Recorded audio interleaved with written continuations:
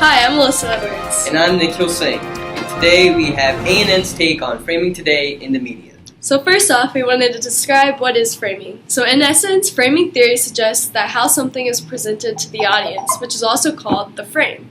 This influences the choices people make about how to process that information. Framing is an important topic since it can have a big influence on what we think about how media relays information to the audience. We decided to investigate the effects of this journalistic technique, which is referred to as human interest framing, which is on audiences. The result of an experiment provided empirical evidence that human interest framing on medical news stories can increase audiences' involvement in those stories and facilitate their positive perception of medical advances. The way in which the news is brought, the frame in which the news is presented, is also made by the journalist. Thus, all in all, a frame refers to the way media and media gatekeepers organize and prevent the events and issues they cover, and the way the audience perceives and interests this information. The media may not tell you what to think, but they do frame it in a way where they tell you what to think about.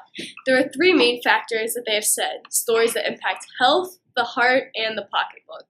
The major media outlets that provide us with our major news are Fox News, CNN, ABC, CBS, news all owned by the same six conglomerates.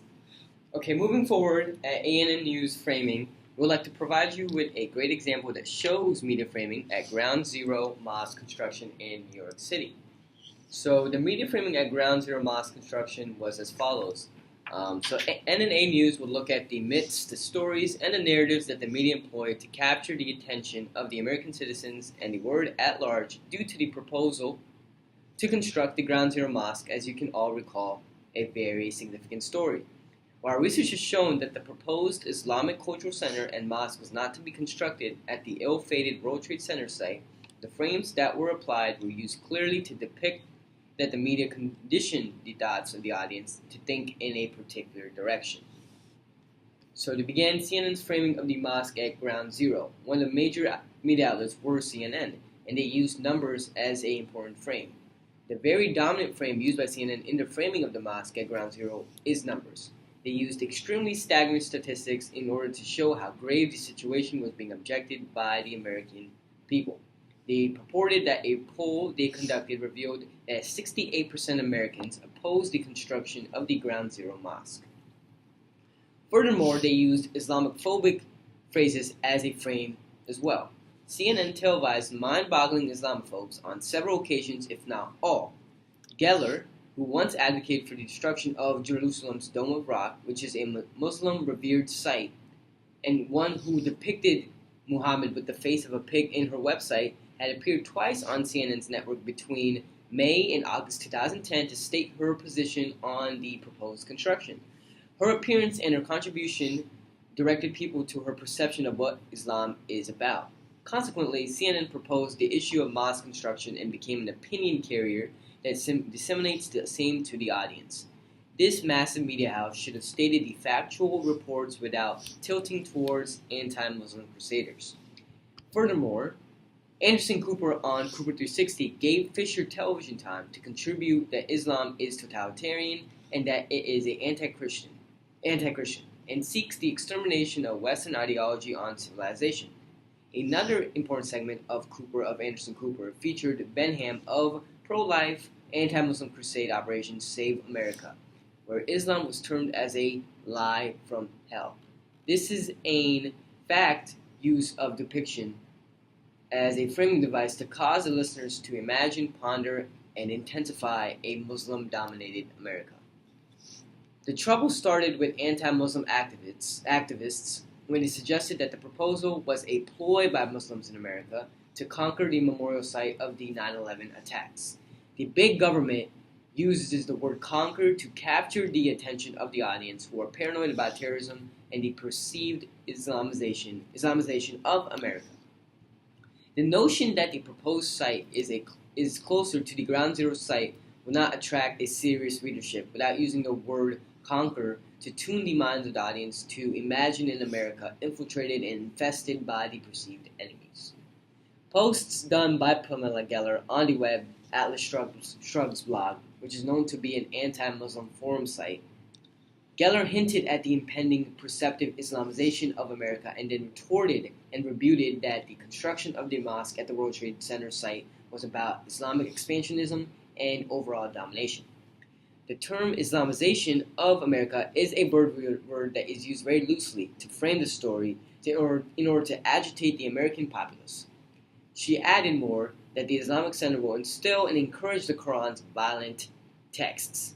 This narrative, together with what exists in the Atlas Shrugs blog, is intentionally designed and constructed to direct the audience to a specific line of agitation against Muslim rights in America. Moreover, from May, the New York Post picked up a story by Andrea Pacer, the columnist, who spread the propaganda that the center was open on the September 11th in the year 2011 and used repetitively and consistently the term Ground Zero Mosque in his references to the cultural center. This culminated into an anti-Muslim debate as intended by the writer. All in all, media can simply be described as the angle or perspective from which a news story is told. While news is often thought to be objective and value-free, this is rarely, if ever, the case. In fact, most news stories are value in both their production and their content. News is not an exact representation of reality, but rather a reconstruction from various angles of a small section of reality.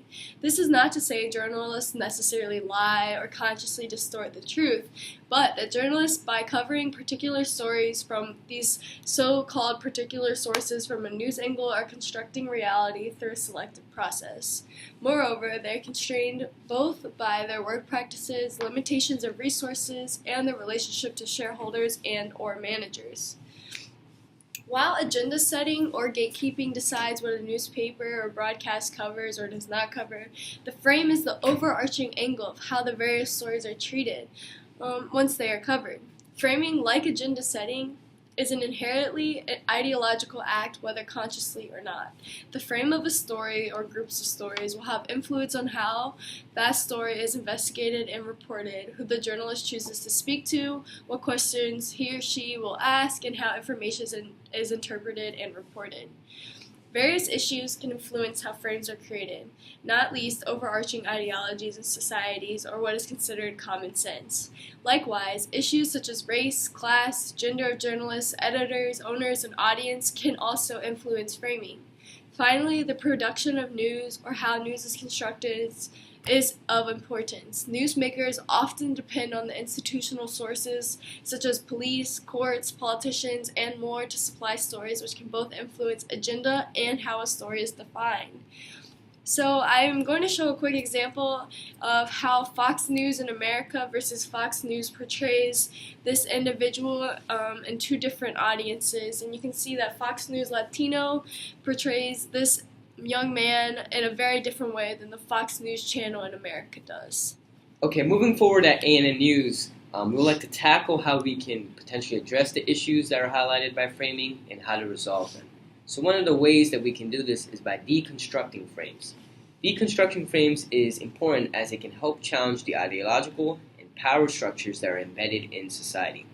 Deconstructing frames is an inherently qualitative process that can be difficult to carry out, but with structure and with other elements integrated, such as sourcing and content analysis, it can be done in a systemic and productive fashion. There are important questions that must be considered when we attempt to deconstruct frames. To begin, what assumptions are present in the articles? Frames usually have an overarching assumption or group of assumptions that are interspersed throughout articles. So that's something to consider. Moving forward, well, who are the sources? Who is the main source or the primary definers that sets the tone and the agenda of the news article or report? So by identifying them, we can kind of begin to deconstruct the frames that are used by identifying the authors of the frames. Next question, can any patterns or themes be identified? For example, there are a set amount of themes that can be identified in the coverage of the Israel and Palestinian debate. There is a pattern of language that is employed by both sides in the contention. And by identifying those, we can begin to deconstruct the frames that are used. Is there a narrative that is being closely followed? Can we identify sort of the dialogue that is being used to identify a narrative that we can sort of recognize? Next question is, how are people or groups of people being represented? A common device that we see in a lot of articles and media outlets is the othering of social groups. These are often minorities such as travelers or other ethnic minorities, or refugees or even migrants. We also have national or religious groups that are often othered as well. The othering of such social groups can often be expressed as an overarching problem. Next question to consider is the question of gender representation. Gender representation is very important. For example, the clothing of female politicians is often more likely to be commented and brought up on in reports as compared to their counterparts of males. The last kind of overarching question that should be addressed are the frames that can be also semiotic in nature and are based thus upon symbols and words or pictures. So below we'll show you an example of semiotics and race. In the first magazine and news outlet, we see People magazine, and then on the cover we see a young white girl who's talking about how her father passed away in 9/11. On the other end, we see Newsweek with a young African American male with the headline "Children of Bin Laden" and sort of the terrorizing term of the mutating extremist threat. We wanted to end off with a few future implications that we had. Tailored persuasion is the most important implication of framing. It is where it can often be defined as persuasive messages that are often effective when they are customized to reflect the interests and concerns of the intended audience. Much of the message framing literature has focused on the advantages of using either gain or loss frames depending on the motivational orientation of the group that is being targeted. We wanted to leave off with a few possible research questions that we'll further explore in our segment tomorrow at 3 a.m., bright and early, folks. Can framing play a significant role in the context of tailored persuasion? In other words, is it possible to enhance the effectiveness of a message by changing the way the information is presented, and therefore which cognitive schema audiences use when making sense of this information? That's it, everyone. I'm Melissa. And I'm Nikhil. And thanks for watching ANN News. We'll see you soon.